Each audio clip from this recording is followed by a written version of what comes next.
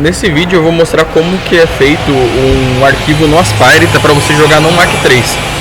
Que é o seguinte, a primeira coisa que a gente precisa fazer é abrir o Aspire e clicar aqui em criar um arquivo novo. Aqui nessa opção, eu coloco na primeira opção, tá? Se eu for começar uma chapa reta. Aqui nessa parte eu determino quais as medidas da chapa, eu coloco as medidas da chapa, né? No caso eu vou fazer aqui uma de 1 metro por 1, né? 1000 milímetros por 1000. Com uma altura de 18 milímetros. Vou colocar aqui 18. Aqui na unidade eu coloco em milímetro, né? Que é o que a gente costuma usar no Brasil.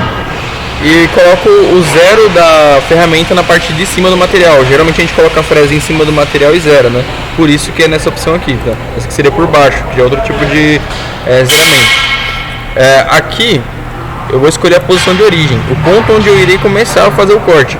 Por exemplo, se eu colocar ponto de origem nessa parte embaixo, significa que eu tenho que colocar a fresa nesse ponto da chapa para começar, entendeu? Então nesse caso já está aqui no esquerdo inferior, que é o mais utilizado. Nessa resolução de modelo, eu consigo ver o acabamento da peça no final, aqui no modelo 3D. Aqui é o desenho de uma chapa, né? E vai me mostrar como que vai ficar no final. Aqui eu escolho as resoluções, se eu quero uma resolução mais baixa, mais alta, né? E aqui mostra como vai ficando mais lento a simulação do corte, né? Dependendo da qualidade. Vou colocar essa aqui muito alta. O aspecto seria para você fazer a chapa mais ou menos parecida com o processo que você vai fazer, né? Você pode escolher chapas diferentes. É mais para visualização, tá? Não vai interferir no final. Aqui eu vou dar um OK, escolher uma cor aqui, colocar MDF, ó.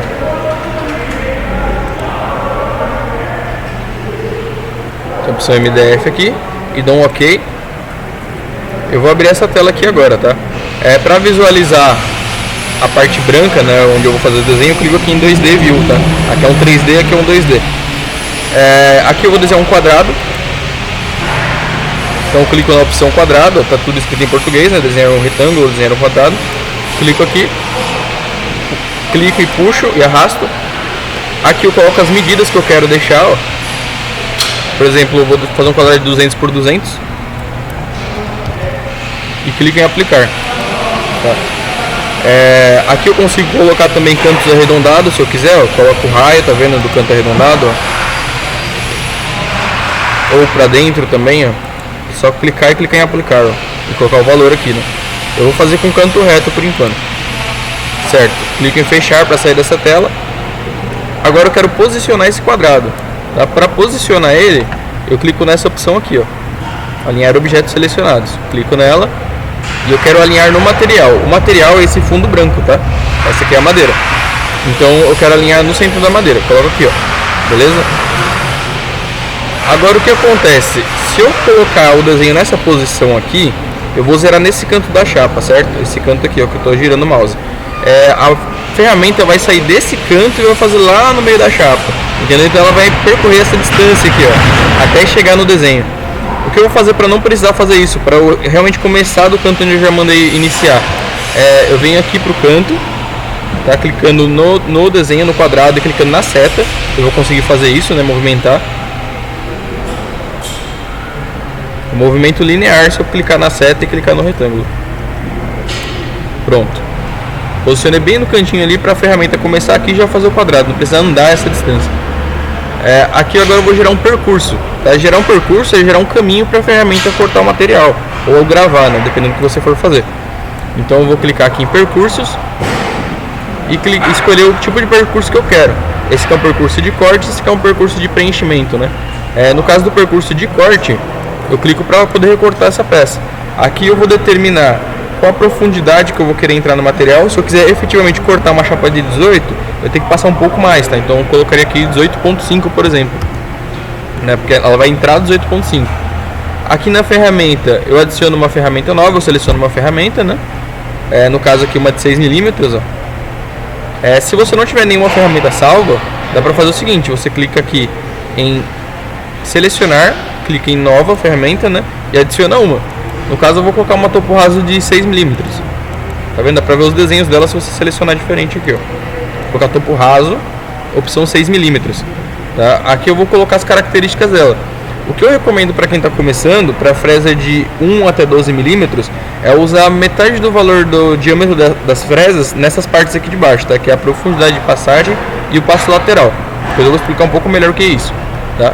Então eu coloco 3 na profundidade de passagem e 3 no passo lateral, tá? Na velocidade de rotação, a gente sempre deixa em 18.000, que é o máximo de rotação do spindle, tá? Aqui na movimentação, dá para deixar em milímetros por minuto, tá? Que é o que o Mach 3 lê, fica melhor. E colocar na velocidade 2500. A velocidade de ataque é a velocidade que a fresa entra no material, né? Que ela vem de cima para baixo. A fresa é diferente de uma broca, ela não é feita para perfurar, tá? Ela é melhor no corte lateral do que para perfurar. Então ela entra um pouco mais lenta do que uma broca, porém lateralmente ela anda mais rápido. Aqui é a velocidade de movimento lateral e aqui é a velocidade de movimento que ela desce, tá? Então a velocidade que ela desce eu vou deixar 600. Vai funcionar legal. Dou um OK aqui, certo? Aqui ele já me falou a profundidade 18 e tá mostrando o número de passagens, ó. Tá vendo? 7 passagens. Se eu clicar em editar passagens, dá pra ver, ó. Tá vendo? Eu posso alterar o valor, ó, se eu clicar pra baixo ou pra cima. Dá mais ou menos passadas. E ele já calcula pra mim o tanto que ele vai tirar em cada passada. Tá vendo? No caso eu vou deixar 7 mesmo, vou dar um OK.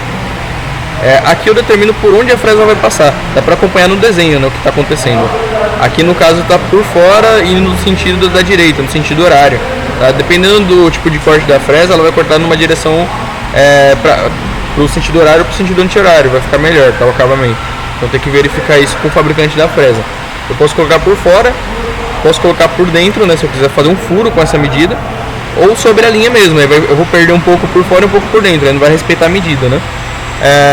Aqui eu coloco a direção que ela vai funcionar, né? Seria aquilo que eu te falei do horário e anti-horário. Nessa parte eu consigo adicionar pontos, né? Que são pontos de fixação, onde a ferramenta não vai, a peça não vai soltar do material, né? Então aqui pelo desenho dá para acompanhar. Essa largura seria de 12 milímetros e a altura do material que vai ficar fixo é de 3 milímetros, né? Pontes são pontos de fixação. Você vai precisar quebrar essa peça e dar um acabamento depois, tá? Isso é para não soltar peças pequenas. Nesse caso eu não vou precisar. Então não vou selecionar. Bom, agora eu venho aqui na parte de calcular e calculo o percurso. Clique em OK. Eu vou conseguir ver o percurso aqui, ó. Tá vendo? Ela fez um corte. Se eu clicar em simular todos os percursos, ele vai me mostrar, ó. Posso reduzir a velocidade para ver mais devagar e clicar em reiniciar simulação. Aí eu consigo ver com mais calma o que está acontecendo, né? Para salvar esse corte, eu venho aqui em fechar, clico nessa parte aqui, ó, guardar percurso. É sempre nesse canto, tá? Isso aqui é importante, ó. Tem que ser por essa opção aqui, nesse canto. Guardar percurso. Aqui eu escolho a opção G-Code milímetro.tap, que é essa opção aqui, ó. G-Code milímetro.tap. Clique em guardar percurso e seleciono um nome e uma pasta, tá? Coloco um nome no arquivo e coloco uma pasta. E coloco isso dentro de alguma pasta, clicando em salvar. Tá? A partir daí você vai abrir esse arquivo e executar no Mach 3, que já é outra aula, tá? É sobre o Mach 3. Por enquanto é isso.